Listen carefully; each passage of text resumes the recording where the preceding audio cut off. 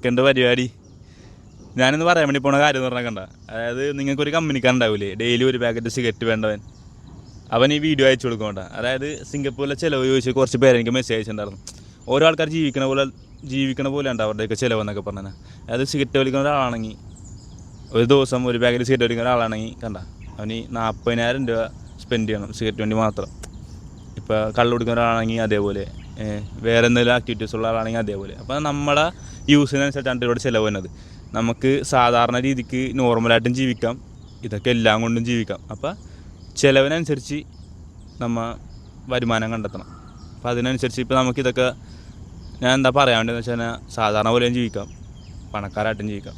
അതിനൊക്കെ എല്ലാം പറ്റിയ രാജ്യമാണ് സിംഗപ്പൂർ. കാശ് കുറവാന്നുള്ള രീതിക്ക് ജീവിക്കാൻ പറ്റില്ല എന്നുള്ളൊരു രീതിയൊന്നുമില്ല. എല്ലാവർക്കും അവരുടേതായി. ഇപ്പോൾ പുറത്തുനിന്ന് ഫുഡ് വാങ്ങാൻ പറ്റാത്തവർക്ക് വീട്ടിൽ കുക്ക് ചെയ്യാം. അപ്പോൾ അതിനനുസരിച്ച് ചിലവ് കുറയും. അത് ചിലവ് കുറഞ്ഞ സാധനങ്ങൾ വാങ്ങുന്ന കടകൾ വേറെ ഉണ്ട്. അപ്പോൾ നമ്മൾ ഒന്ന് റിസർച്ചൊക്കെ ചെയ്ത് കഴിഞ്ഞാൽ ഏത് ശമ്പളമുള്ളവരും ജീവിക്കാം. എനിക്കറിയാം കുറേ പേരെ നിസ്സാര ശമ്പളമുള്ളവരും അടിപൊളിയായിട്ട് ജീവിക്കുന്നുണ്ട്. അത് ഓരോ ആൾക്കാരുടെ കാഴ്ചപ്പാടാണ് കേട്ടോ. ശമ്പളം കൂടുതലുള്ളവർക്ക് ജീവിക്കാൻ പറ്റുള്ളൂ, ശമ്പളം കുറവുള്ളവർക്ക് ജീവിക്കാൻ പറ്റുള്ളൂ. പിന്നെ ഇതേപോലത്തെ സ്ഥലത്തൊക്കെ ഒന്ന് സിഗരറ്റ് വലിച്ച് കഴിഞ്ഞാൽ നമുക്ക് സെറ്റാവില്ല.